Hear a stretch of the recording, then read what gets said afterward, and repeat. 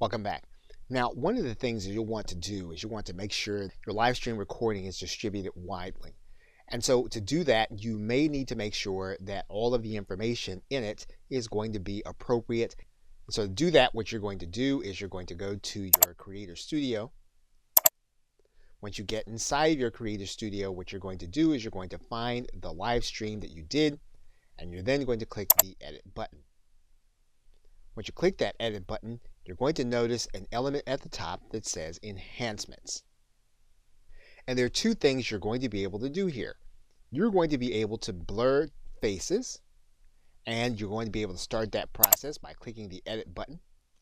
Now, this is a process that YouTube is going to go through, and it's going to take some processing time for it to complete. So that entire process for that video took about 8 minutes. So what we're going to do is we're going to close out the timer, and then we're going to select the faces of the individuals that we want to have blurred. We can decide to just select them all, and then this will blur their faces throughout the entire video. We can deselect them all and then choose only those that we want to be blurred.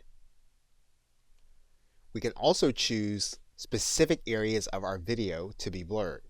So we click this Edit button. What's going to happen is we're going to then select where we want the blurring to occur. In this case, we can select the objects that we want to have blurred.